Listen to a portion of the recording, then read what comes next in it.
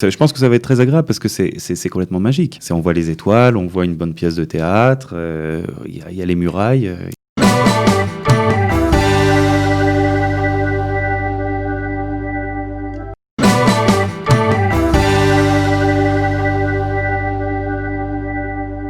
Jonathan Lévy, bonjour. Bonjour. Bienvenue. Merci. On est ravis de vous accueillir parce que vous êtes éclairagiste au Théâtre Cannes, ou Khan, ce sera plus juste. Voilà, c'est un des 5 théâtres nationaux d'Israël. Exactement. Alors, ça veut dire quoi, Théâtre National ? Ça veut dire que c'est un des 5 théâtres qui représentent Israël au niveau des pièces de théâtre, au niveau des pièces de théâtre nationales et internationales. Donc, c'est un théâtre subventionné, j'imagine. C'est un théâtre subventionné, qui est subventionné et par la mairie, et par le ministère de la Culture, ouais, et par d'autres associations, dont la Keren Yerushalayim, et qui gagne en même temps, qui reçoit de l'argent à travers ces différents donateurs. Voilà, privés, des dons privés. Alors évidemment, vous connaissez peut-être le Camiri, vous en avez peut-être entendu parler. Bien sûr, le théâtre Habima, Beth Lessine, le théâtre de Haïfa et le Khan. Le Khan qui est à Jérusalem. Voilà. On est le seul à Jérusalem. Le seul théâtre national de Jérusalem. On est très contents. Alors vous y êtes depuis très longtemps, je crois. 18 ans à peu près. Ouais. 18 ans depuis que je suis étudiant. Ok, d'accord, ça fait longtemps. Oui, ça fait quelques années. Et voilà. C'est ce que vous faites. Alors, non, ce qui est intéressant, c'est qu'on va bien sûr parler de l'actualité, de ce qui se passe au Théâtre Khan, et notamment du festival que vous lancez Sous un ciel étoilé. C'est le nom du festival, parce qu'on va pouvoir regarder les pièces du théâtre, mais exactement, en raison de la situation, on ne peut pas les voir dans le théâtre, c'est ça ? Effectivement. En raison du corona, on ne peut pas être trop nombreux dans une même salle. Alors, on a décidé d'aller représenter, en fin de compte, à l'extérieur. Et on va faire deux pièces de théâtre qui sont à ciel sous le ciel, ça veut dire à ciel ouvert, et on va créer et le podium et toute la scène à l'extérieur, et le public il va s'installer ou sur des chaises ou sur des poufs, on ne sait pas, ça va être encore ça va se décider là bientôt.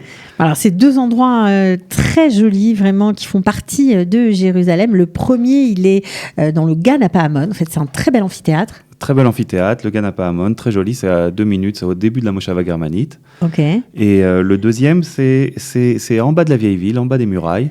Et on peut voir, ceux qui viendront pourront voir sur la gauche aussi bien les murailles que toute cette plaine qui est en bas de la Cinémathèque. Alors, en bas de la Cinémathèque, il faut bien préciser, si vous aimez les festivals de la ville, vous connaissez peut-être cet endroit si vous avez été manger un bout pendant le festival des food trucks. Voilà, bon, cette année, on n'a pas eu le droit, mais si vous y avez été, c'est exactement au même endroit, en fait. C'est exactement au même endroit. Et je pense que ça va être très agréable parce que c'est complètement magique.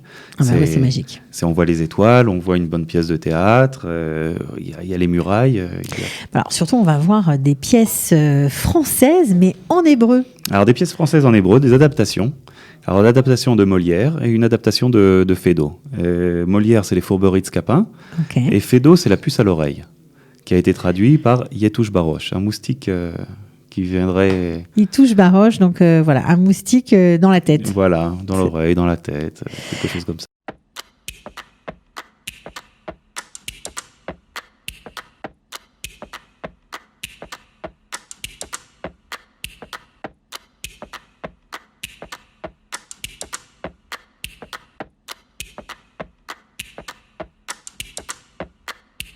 Ce qui est intéressant, c'est que, en fait, c'est dans ce théâtre, on voit des pièces classiques, c'est ça, des pièces du répertoire, comme on dit.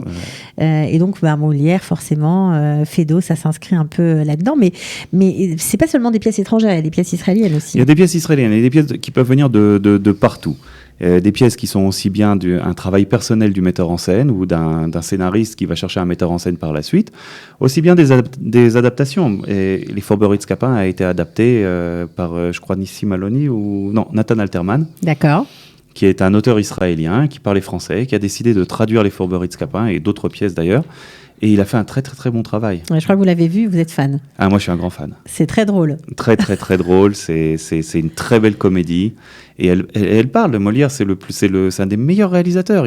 Ça fait quoi, 300 ans, 400 ans maintenant. Il est toujours d'actualité. Il est toujours d'actualité. C'est sûr. Alors, ce qui est génial pour les francophones, c'est que sûrement vous connaissez peut-être le texte des pièces, des Fourberies de Scapin.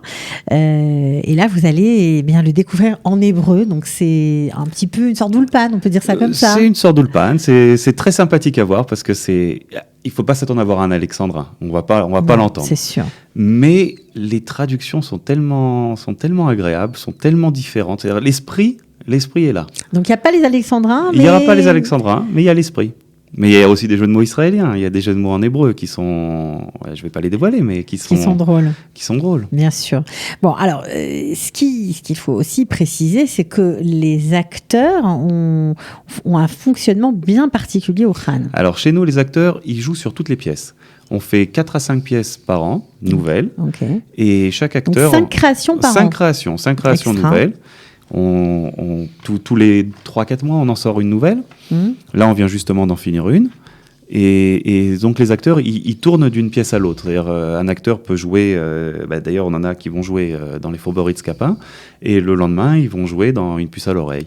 Et ils peuvent ensuite enchaîner sur... Donc en fait, chaque acteur a plusieurs rôles. Plusieurs rôles. Voilà, et c'est toujours la même troupe. C'est une troupe, en fait. C'est une troupe qui tourne depuis des années. On a des acteurs qui ont plus de 25 ans. Et on a eu des acteurs qui ont créé le théâtre il y a 50 ans et qui ont fait différents... parce qu'à l'époque, ils ne pouvaient pas forcément vivre du théâtre. Donc il y en a qui étaient régisseurs, qui étaient acteurs, qui étaient comédiens, qui ensuite allaient devenir chauffeurs. Ils ont tout fait. Ils ont tout fait. Donc ça doit être une ambiance hyper sympa. C'est très bohème. Le théâtre est très bohème. De manière générale, le théâtre est très bohème. C'est sûr, mais là, pour le coup, au Khan, ça doit être particulier. C'est particulier, parce que c'est un endroit qui est très magique. C'est un endroit qui a une grande histoire, parce que ce n'était pas un théâtre à la base. Ça a été plein de choses. Ça a été une usine de soie, ça a été une usine de glace, et ça a été une auberge. Une auberge, un hôtel où on pouvait dormir. Un hôtel. Quand la vieille ville fermait ses portes et que ceux qui devaient arriver, qui venaient ou de Hebron ou de Bethléem et qui devaient aller en vieille ville, la vieille ville elle était fermée, donc ils s'arrêtaient au Khan. C'était ce qu'on appelle un pundak, une auberge de voilà, de chemin. C'est vrai que le bâtiment, rien que pour le bâtiment, ça vaut le détour, même évidemment pour les spectacles, mais il est très particulier, en pierre. On a l'impression vraiment d'être dans un truc. Magnifique. Ouais, c'est le seul, c'est le seul qui a cette ambiance. C'est sûr. Je pense que la troupe a été greffée sur le bâtiment. Parce que la troupe a pris le nom du bâtiment. C'est pas l'inverse. Ça s'appelait le Khan. Ça s'appelait le Khan, parce que le Khan, c'est Khanaya. Donc, c'est un endroit de parking où on vient et on s'arrête. On se repose. Exactement. On s'y repose. Bon, voilà, on va se reposer, mais on va surtout bien s'amuser. Alors, est-ce qu'on peut dire un mot du réalisateur de ces pièces ? Je crois que c'est le même pour les 2 pièces. C'est le même, effectivement, c'est le même. Alors, il a commencé en tant que réalisateur. Il a gagné plusieurs Oscars. Les Fourberies de Scapin, on a gagné, je crois... Oscar Oscar israélien. Ah, les Ophir. Les Ophir, on va dire les Ophir, ok. Ouais. Les Oscars israéliens. Donc, plusieurs petites statuettes. Ok. Et par la suite, il est devenu... alors, il a été réalisateur, ce qu'on appelle réalisateur de la maison.